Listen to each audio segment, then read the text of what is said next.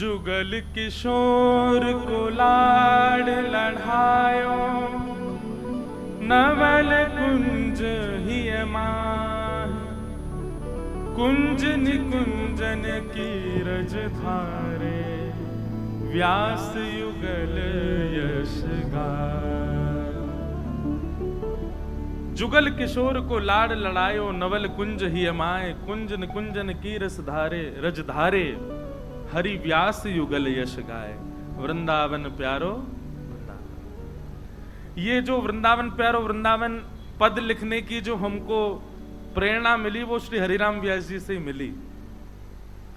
हरिराम व्यास जी का एक पद है, वृंदावन की शोभा देखत मेरे नैन से रात, वृंदावन प्यारो वृंदावन, वृंदावन प्यारो वृंदावन।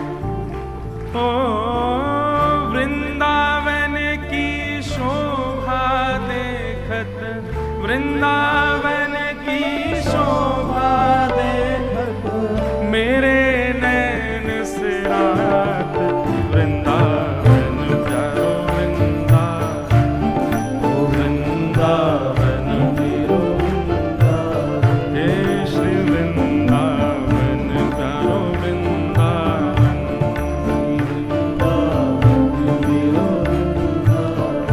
हमने जो महाराज जी ये जो वृंदावन प्यारो वृंदावन पद है, ये पद लिखने के लिए जब भाव बनाया था तो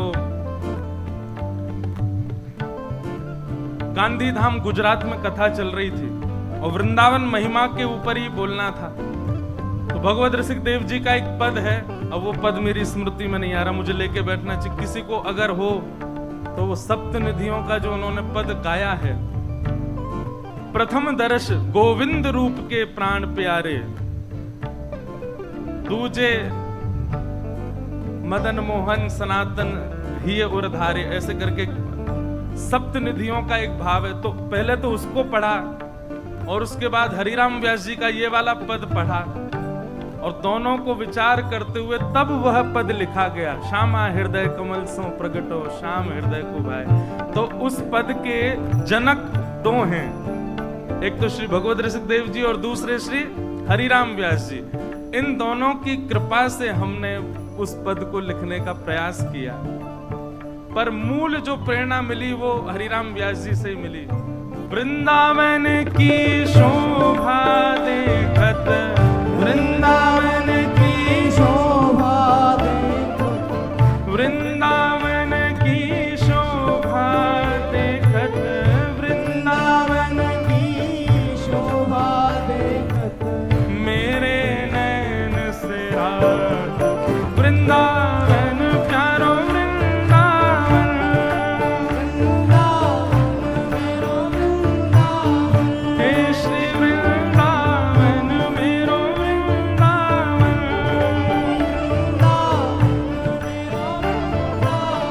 हाँ श्री वृंदावन प्यारो वृंदावन,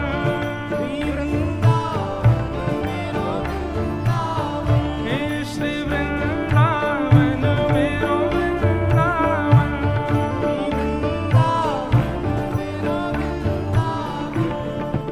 तो ऐसे श्री हरिराम व्यास जी हैं। अब उनके लीला चरित्र में हम लोग प्रवेश करें। श्री भक्तमाल जी में नाभा जी उनका छप्पे वर्णन कर रहे हैं। उत्कर्ष तिलक अरुदाम को भक्त इष्ट अति व्यास के। बहुत ध्यान पूर्वक सुनिएगा श्री हरिराम व्यास जी की बात। वर्णन करते हुए कह रहे हैं कि हरिराम व्यास जी का नियम क्या है, आपके इष्ट कौन हैं? बोले जिनके भी माथे पर तिलक दिखाई दे जाए, गले में कंठी माला दिखाई दे जाए, हरिराम व्यास जी उसी को ही अपना इष्ट मानते हैं, भक्तों को अपना इष्ट मानते हैं, और संत भक्त यदि हो तो उसको अति इष्ट मानते हैं। ऐसी हरिराम व्यास जी की निष्ठा है भक्तों के प्रति और संतों के प्रति।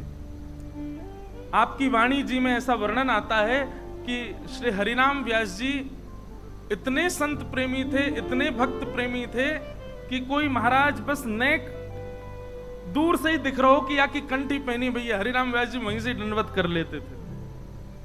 ऐसी आपकी निष्ठा।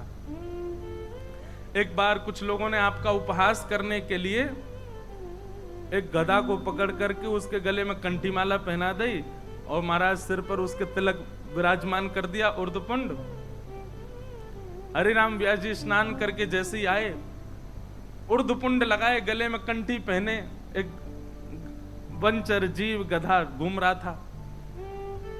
हरिराम व्यास जी के नेत्र सजल हो गए उसको देख के। जय हो हरि, जय हो हरि। अभी तक तो हमने 2 पैर वाले वैष्णव देखे, आज 4 पैर वाले देखे। और महाराज दंडवत प्रणाम किया उसको। ये निष्ठा सुनने और कहने की नहीं, ये वास्तविक है, प्रत्यक्ष है। हमको यहां 2 पैर वालों को प्रणाम करने में भी दिक्कत होती है।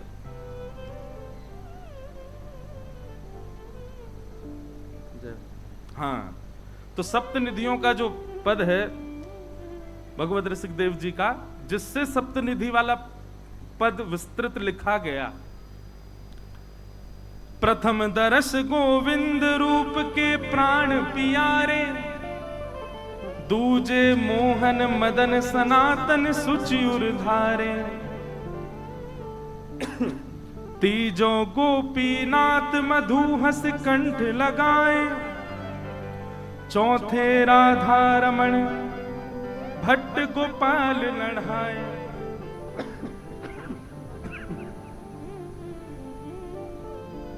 पंचे हित हरिवंश सुवल्लभ वल्लभ राधा, छठवे जुगल किशोर व्यास सुख दियो अगाधा, साते श्री हरिदास के कुंज बिहारी है तहां, भगवत रस के अनन्य मिली वास करू निधिवन तहां।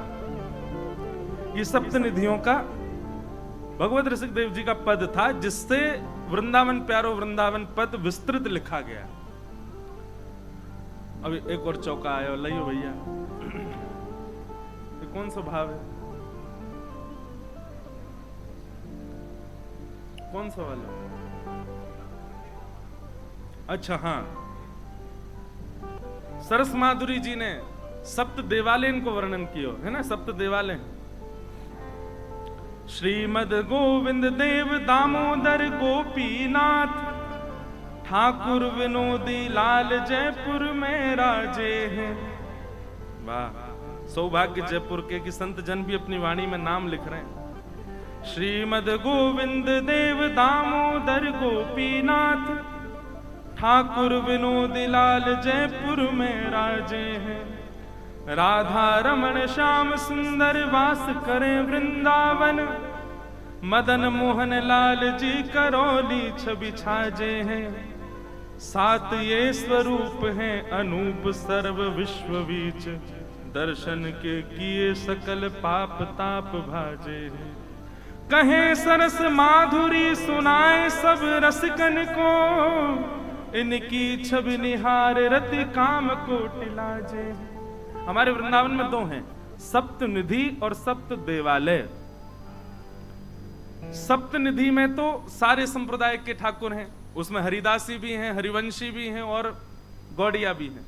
पर सप्त देवालय ठाकुर जी जो हैं ये केवल गौड़ियाओं के ही हैं, जिनमें से आधे तो राजस्थान में ही हैं। गोविंद देव जी, दामोदर जी, गोपीनाथ जी, विनोदी लाल जी, राधा रमण जी, श्याम सुंदर जी और मदन मोहन लाल जी, ये सप्त देवालय हैं। ये गौड़िया वैष्णव संप्रदाय के 7 लाल जी हैं, जिनमें से श्री राधा रमण और श्याम सुंदर वृंदावन में विराज रहे हैं, बाकी सब राजस्थान में विराज रहे हैं। तो ऐसे प्रणाम।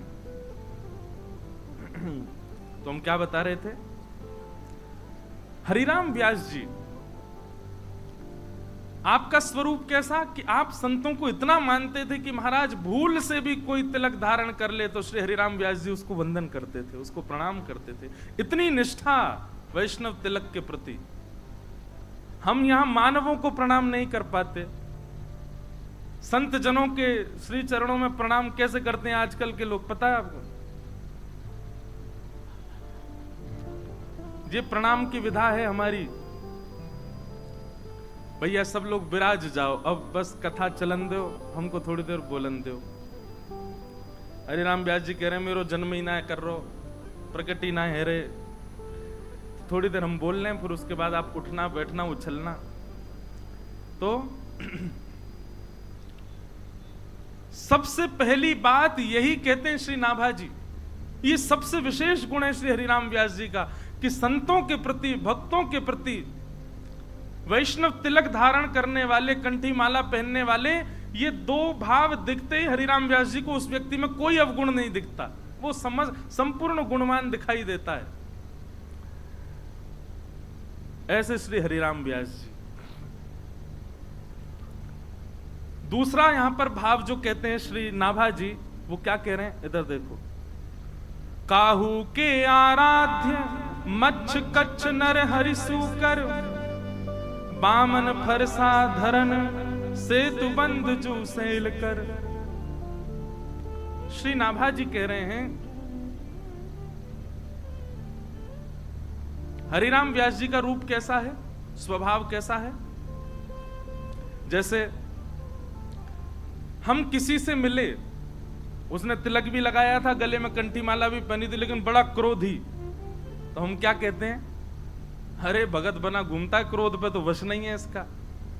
पर श्री हरिराम व्यास जी क्या कहते थे, अगर कोई कंठी तिलक वाला हो भयंकर क्रोधी, तो हरिराम व्यास जी कहते ओहो परशुराम जी की बड़ी कृपा है इस पे, परशुराम भगवान की कृपा है। और जैसे कई मंगता भक्त होते हैं, मंगता भक्त मतलब तिलक स्वरूप लगा लेते हैं, कंठी पहन लेते हैं, इतने दे दो हमको, हम इतनी दूर से आए हैं, ये कर दो ये कर दो, थोड़ा यहाँ दे दो, थोड़ा उसके लिए दे दो, यहाँ के लिए दान कर दो, ये कर दो वो कर दो। हम क्या कहते हैं, भगत जी बन गए, लोभ खत्म नहीं हुआ है हृदय से। पर श्री हरिराम व्यास जी क्या कहते हैं, ओहो बामन भगवान है, त्रिलोकी लूट के ले जाएंगे।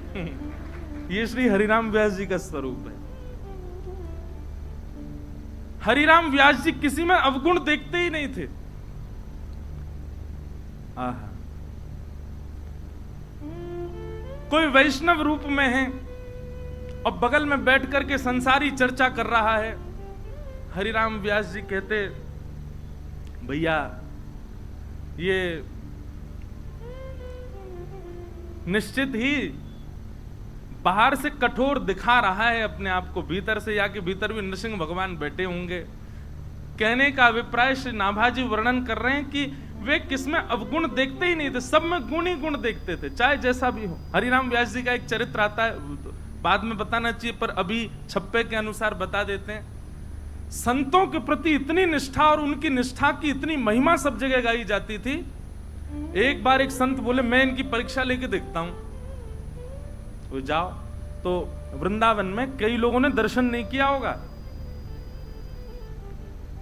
किशोर वन, एक किशोर वन है बीच वृंदावन में, किशोर वन में आप विराजते थे, वहीं पर श्री जुगल किशोर जी प्रकट हुए थे, जो आज पन्ना में विराजते हैं, छतरपुर के पास मध्य प्रदेश में। तो एक संत आए, बोले मैं इनकी परीक्षा लेके आऊं, पहले से ही डिसाइडेड था कि परीक्षा लेनी है। तो संत गए उनके पास, संतों को आते देख हरिराम व्यास जी तुरंत दंडवत प्रणाम किए, जय हो भगवान, आइए आइए। संत बोले हमको बहुत जोर की भूख लगी है, जल्दी प्रसाद पवाओ।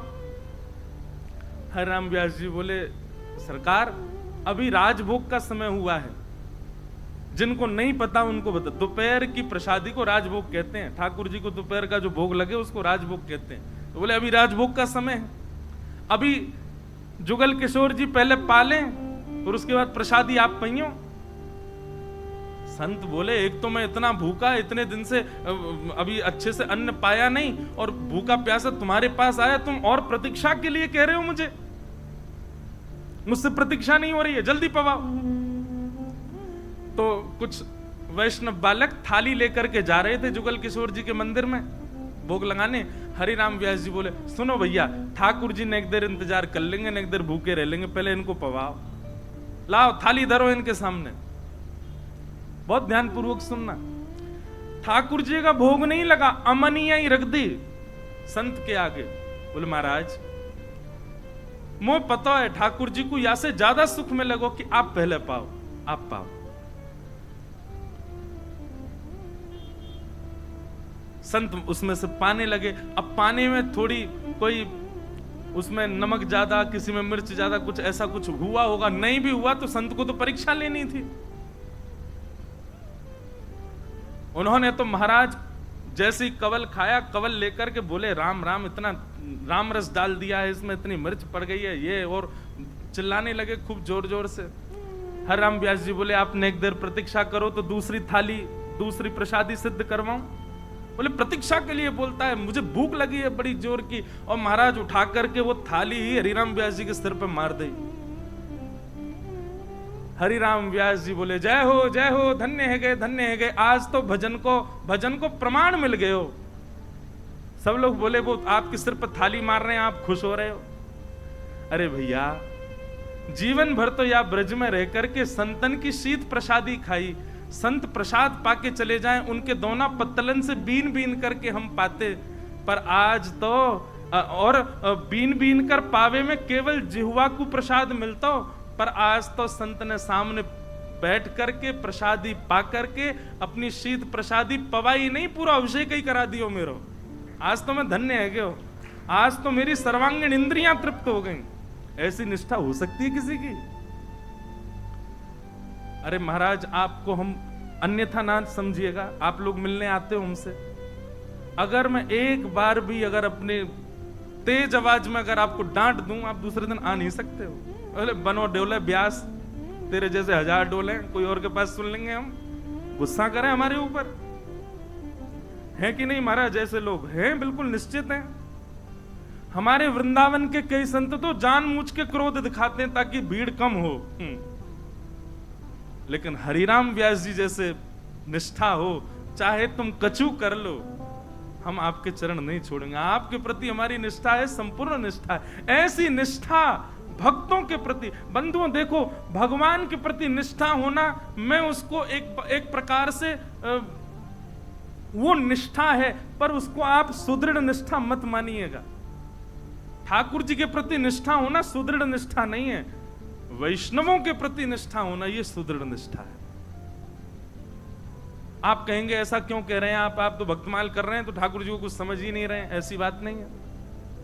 ठाकुर जी को आप कैसा भी पवा सकते हो, ठाकुर जी को आप कुछ भी पहना सकते हो, ठाकुर जी को आप कहीं भी बैठा सकते हो, ठाकुर जी के संग कैसे भी व्यवहार कर सकते हो, पर वैष्णवों के प्रति व्यवहार से पहले आपको चिंतन करना पड़ेगा, सोचना पड़ेगा। कुछ भी नहीं पवा सकते, कहीं भी नहीं बैठा सकते, उनका सम्मान आदर सब चीज का विचार करना पड़ेगा आपको। भैया ठाकुर सेवा सब सीख जाएंगे, पर हरि जन की सेवा ये ठाकुर जी ही सिखाते हैं। आप जिस परिवार के उत्सव में बैठे हैं, सरस कुंज, और सरस कुंज के कृपा पात्र लोकेश जी, इनके पिताजी, इनके ताऊ जी, इनका पूरा परिवार ये संत सेवा करना जानता है। इनके मुंह पे कह रहे हैं प्रशंसा के रूप में नहीं, पर वास्तव में महाराज जी, भक्तमाल जी में त्रिलोचन जी की कथा इस बात को प्रमाणित करती है कि संत सेवा मानव नहीं करता, स्वयं ठाकुर जी करते हैं। आप ठाकुर की सेवा कर रहे हो, ठाकुर जी का श्रृंगार कर रहे हो, उनको भोग राग सुना रहे हो, ये ठीक है, अच्छा है, पर उनके हरिजनों की सेवा करो, जिससे उनको सुख मिले, ऐसी सेवा करो तो जाने कि आप सेवक हो। हर कोई नहीं कर पाता, पर श्री हरिराम व्यास जी तो उसके प्रमाण हैं।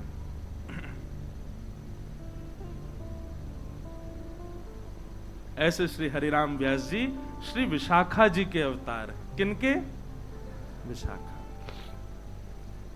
अब विशाखा जी के विषय में एक चर्चा बताऊं निकुंज की।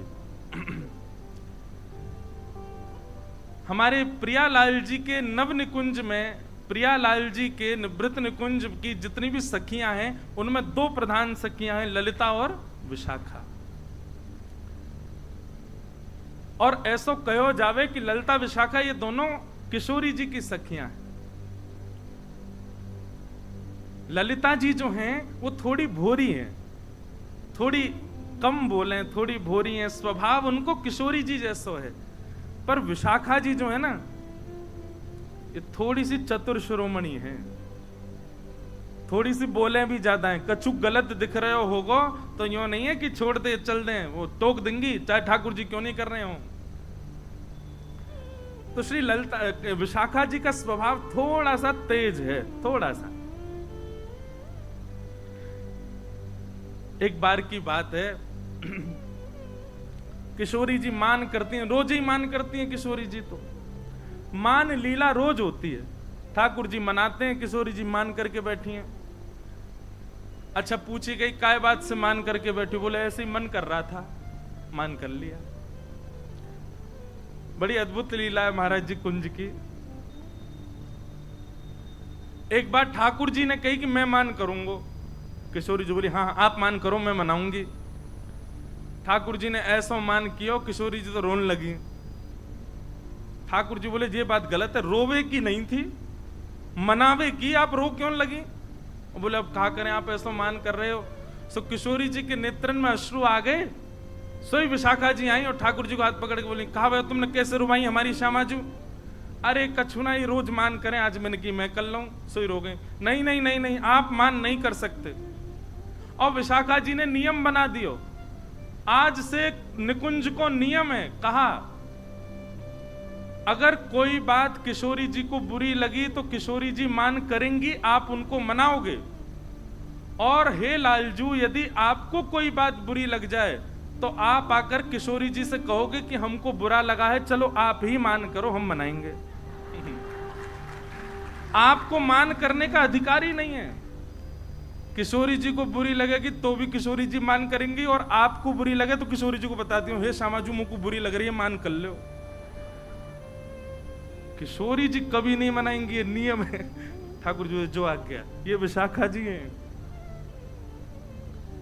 एक बार की बात है, ठाकुर जी बोले ए विशाखा जी, बोले हाँ तुमने बढ़िया नियम धर दियो हैं, हमें बुरी लगे तो किशोरी जी मान करें, जो कोई बात है, हमें प्रेम को अधिकार है। भूले मत करो, मैं हूं त्रिलोकी नाथ हूं। और बात त्रिलोकी नाथ आदि ये सब बात तो पीछे की, पर हर बार मैं ही क्यों मनाऊं? किशोरी जी से हो के तो कभी कभी मान ना क्यों करें? अच्छा किशोरी जी ऐसा नहीं, आप यूं मत सोचो बहुत क्रोधित है जाए, न की करें बेचारी। लेकिन ठाकुर जी बोले फिर भी क्यों करें, रोज मान करें। किशोरी जी को मान छुड़ाओ। विशाखा जी बोली हम ये काम करवा देंगे। तो बाकी की सब सखियां बोली नहीं नहीं नहीं, ये असंभव है, ये नहीं हो पाए। बोले नहीं, विशाखा जी बोली मैं करा दूंगी या काम को। ठाकुर जी बोले यदि आपने ये काम करा दियो तो, बोले तो मैं आपके एक बार पाम छू लूंगा। विशाखा जी बोली रही पक्का? बोले हाँ बिल्कुल पक्का। बोले ठीक है। ललिता जी के तो पांव छूते हैं ठाकुर जी। निकुंज में जैसे प्रवेश करें, निवृत्त निकुंज में कई पदन में आवे परो ललिता के पांव। ठाकुर जी पहले पांव छूमे ललिता जी के, तो किशोर छून ना दें वो बात अलग है, पर ठाकुर जी जैसे हमारे कोई प्रेमी मिल जाए तो हम उनको देख के दूर से बिलैया दंडोत करें ना, ऐसे ठाकुर जी दूर से हाथ तो जोड़े, नीचे सर झुकामे। ललिता जी को, विशाखा जी को नहीं करते। विशाखा जी बोली हमको करनी पड़ेगी, अगर हमने आपको काम करवा दियो। किशोरी जी मान नहीं करेंगे कभी। बोले हाँ हमारो काम करवाओ। एक दिन किशोरी जी बड़ी आनंद में बैठी, और आनंद में बैठे भय किशोरी जी ने अपनी सब सखियन से कहीं आज मोकू बहुत सुख है, रहो कछु मांग लो। तो सखियों का ऐसा स्वभाव है कि किशोरी जी अगर कभी ऑफर देती हैं कि भाई कछु मांग लो, तो सखियां कुछ कहती नहीं, अरे श्यामाजू आप सदा प्रसन्न रहो, राजी रहो, यही स्थिति में रहो, हमें यही चाहिए और कुछ नहीं चाहिए। कभी कोई वस्तु, कभी कोई भाव तो कभी मांगती नहीं। ये स्वरूप रहा है सब सखियों का। आज किशोरी जी बोली कछु मांग लो, ललिता जी बोली आप राजी रहो, चंपकलता बोली आप प्रसन्न रहो, सब सखियां बोली आप राजी रहो, हे श्री जी बस यही चाहिए। विशाखा जी बोली नहीं नहीं मुझको कुछ और चाहिए।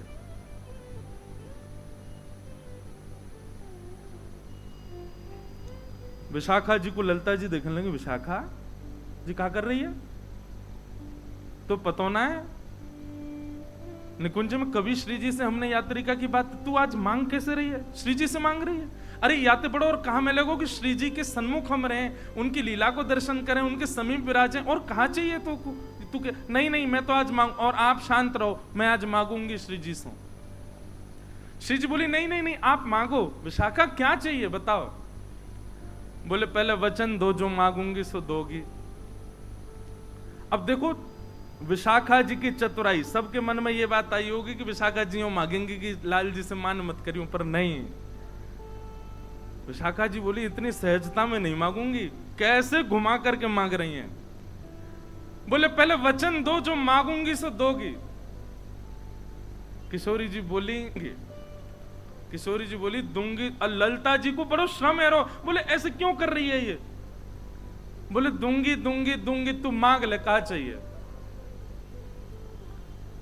विशाखा जी सब सखियों के मध्य खड़ी होकर के बोली, आपके सदा हृदय में रमण करने वाले आपके हृदय बिहारी श्याम जू, उनको मुकु दान कर दो, उनको मुकु दान में देते हो, आपके लाडले लाल मुकु दान में मिल जाए, ऐसी कृपा कर दो।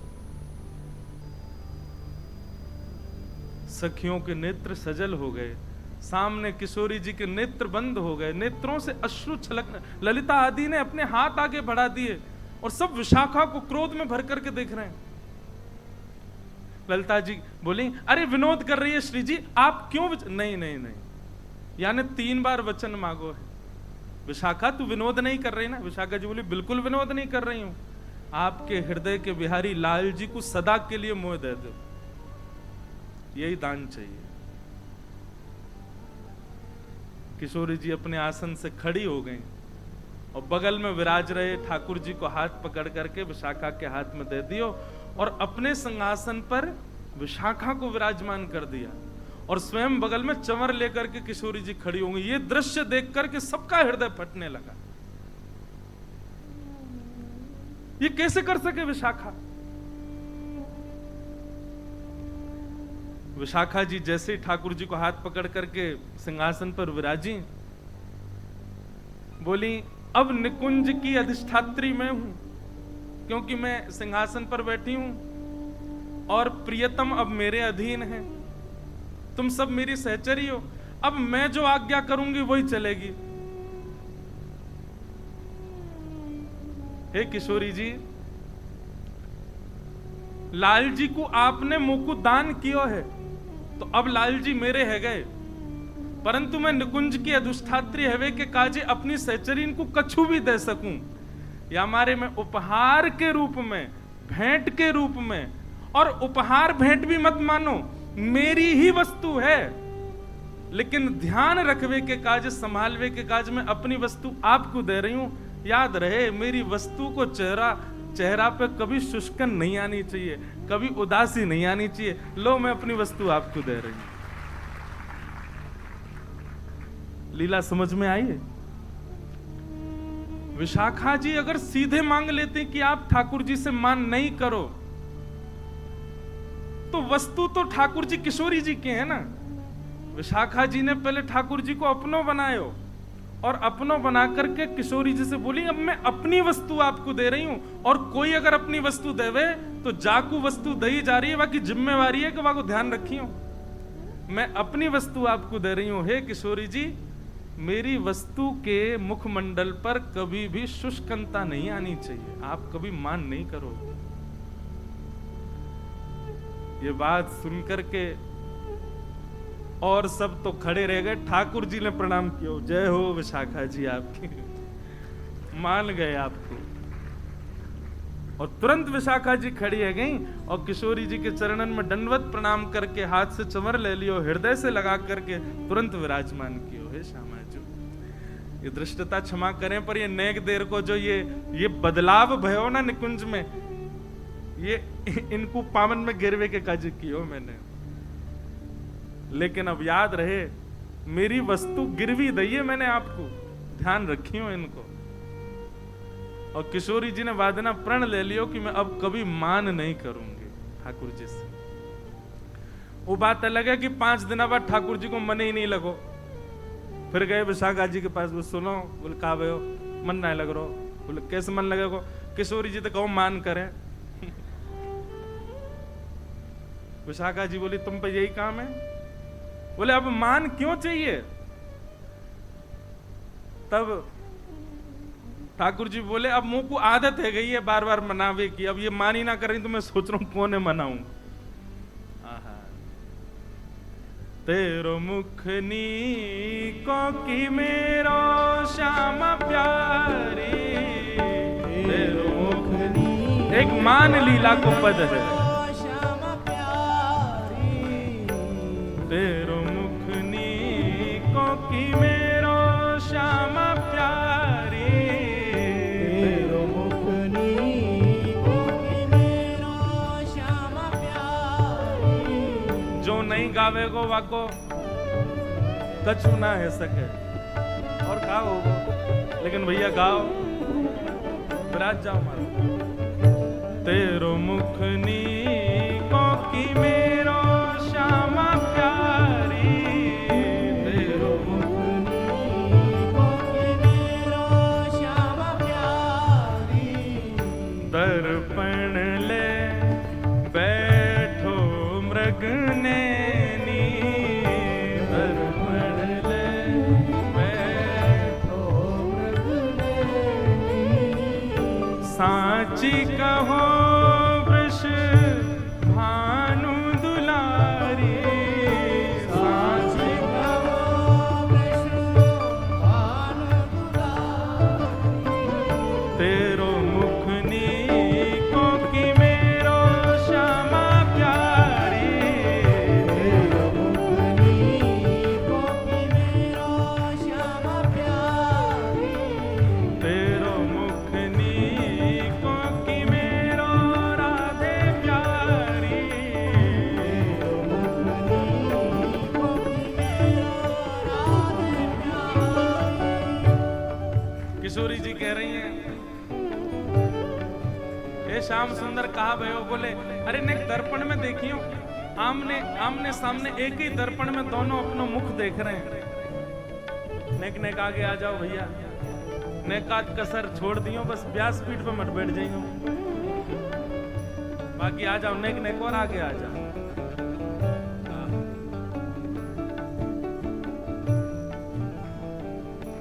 मान लीला चल रही है। ठाकुर जी पूछ रहे हैं श्री जी हम दोनों में कौन बढ़िया लग रहा हो बताओ। किशोरी जी कह रही हैं हमसे कहो तुम ही क्यों ना देखो, हमसे कहो तुम ही क्यों ना देखो, हमसे कहो तुम ही क्यों ना देखो, हमसे कहो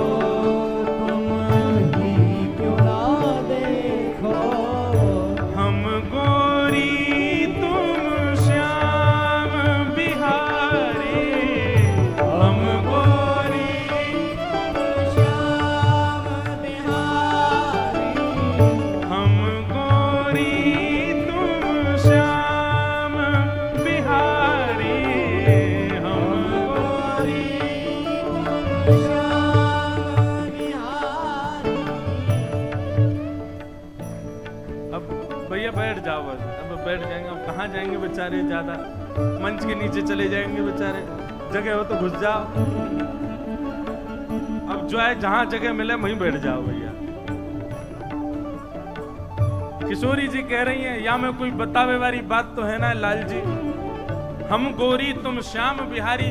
अच्छा किशोरी जी केवल इतना ही कह देती। अच्छा ये पद मुझे लग रहा तभी का विशाखा जी ने कही होगी। बोले अब मान छोड़ दो, मान करो, लाल जी को मन ना लग रहा मान करो, तभी किशोरी जी ने मान क्यों होगो।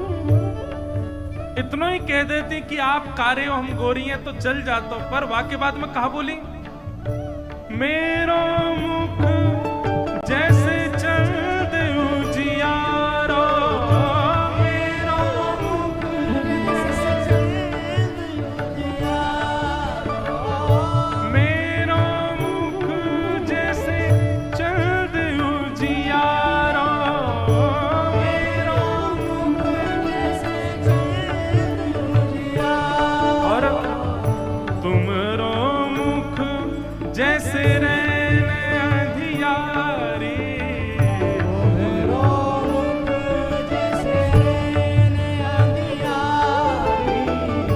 कोई आदमी से तुम यूं कह दो भैया तूने एक सांवरो है, तूने एक कारो है, तो वह इतनी बुरी ना लगेगी।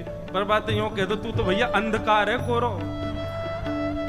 अमावस्या की रात्रि आ गई, आहा देखो चलती भैया अमावस्या आ रही है, कितना बुरा लगे भाई। ठाकुर जी को तो मुंह फूल के लाल पड़ गए, नेत्रन में मोटे मोटे आंसू आ गए, इतना बुरा लगो ठाकुर जी। तेरो मुख नीको की मेरो श्यामा प्यारी, तेरो मुख नीको की मेरो श्यामा प्यारी, तेरो मुख नीको की मेरो राधा प्यारी, तेरो मुख नी। श्री राधा गोविंद देव लाल की।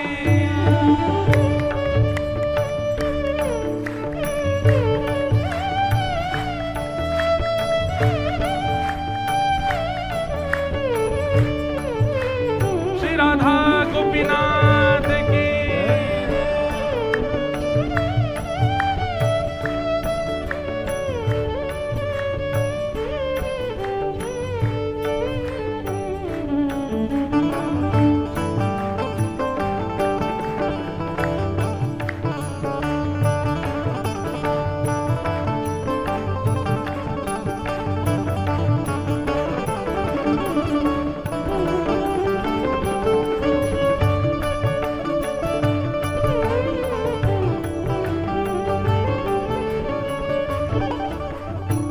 ठाकुर जी रूठ के फूल गए महाराज जी, इतने नाराज है गए ठाकुर, नाराज का वे बेचारे उदास है गए।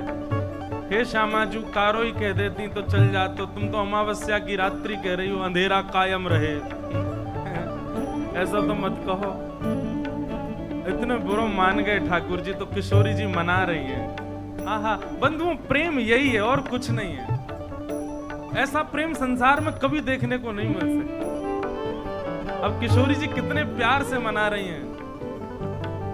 तेरो नयन में मोटो मोटो गजरा, तेरो नयन में मोटो मोटो गजरा, तेरो नयन में मोटो मोटो गजरा, तेरो नयन में मोटो मोटो गजरा, हमरे नयन में तुम बनवारी, हमरे नयन में तुम बनवारी। किशोरी जी कह रही हैं यशोदा मैया ने ऐसा मोटो मोटो काजर लगा के भेजो आज, हैं? देखो कैसे लग रहे हो। किशोरी जी बोली लेकिन लालन हमारे नेत्रन में देखियो, आपको काजल दिख रहा है? ठाकुर जी बोले हाँ दिख तो रहा। बोले ये काजल थोड़ी है। बोले तो? बोले मैं आपको नेत्र भर के देख लूं तो आप ही मेरे नेत्रन में चढ़ जाओ, आप ही मेरी अखन के काजल हो। हमरे नयन में तुम बनवारी, हमरे नयन में तुम बनवारी, तुम तो नख पे गिरिवर धारो, तुम तो नख पे गिरिवर धारो, तुम तो नख पे गिरिवर धारो, तुम तो नख पे गिरिवर धारो, पर हम उर्धार रहे गिरधारी, हम उर्धार रहे गिरधारी। अरे श्यामजू आपने नख पे गिरिराज जी उठाए, पर आपसे ज्यादा बलवान तो मैं हूं। ठाकुर जी बोले क्यों? बोले आपने तो केवल गिरिराज जी उठाए, पर गिरिराज जी उठावे वारो गिरिराज जी सहित हमने अपने हृदय में धारण कर रखो है। हम उर्धार रहे गिरधारी, हम उर्धार रहे गिरधारी, सूरदास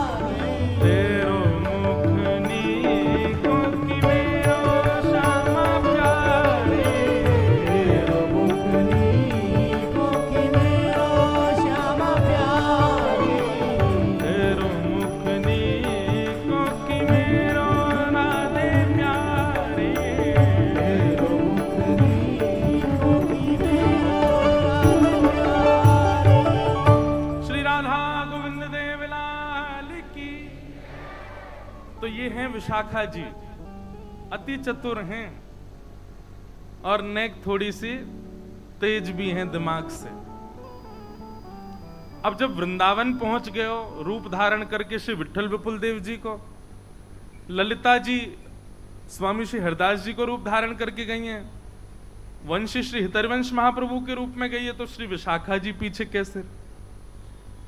तो विशाखा जी अद्भुत रसिका भक्ति और प्रेम लक्षणा भक्ति की विराजमान करने के लिए, वाक्य स्थापना करने के लिए श्री विशाखा जी ही श्री हरिराम व्यास जी के रूप में प्रकट हुए।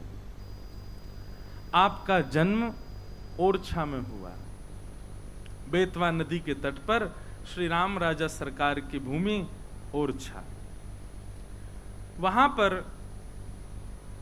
आप राजगुरु थे और महाराज श्री हरिराम व्यास जी इतने विद्वान थे कि अपनी विद्वत्ता से इन्होंने बड़े बड़े विद्वानों को परास्त किया हुआ था। थे तो विशाखा जी के रूप में, पर अपने रूप को कहीं ना कहीं भूल रहे थे। क्यों? अपने रूप को सहचरी तब याद कर पाती है जब वृंदावन में हो। हितरवंश महाप्रभु वृंदावन में प्रकट हुए, अपना रूप याद रहा। स्वामी श्री हरदास जी वृंदावन में प्रकट भय, अपना रूप याद रहा। विट्ठल विपुल देव जी वृंदावन प्रकट हुए, अपना रूप याद रहा। परंतु श्री विशाखा जी तो दूर प्रकट भई, ओरछा में प्रकट हुई, इसलिए अपने रूप को अभी पहचान नहीं पा रही थी। इसीलिए उनमें एक छोटा सा अवगुण आ गया। अवगुण भी नहीं है, लेकिन वो लीला विस्तृत करने के लिए एक गुण ही मानो। और वो अवगुण क्या था कि वे अपनी विद्वत्ता का बड़ा उनको अभिमान रहता।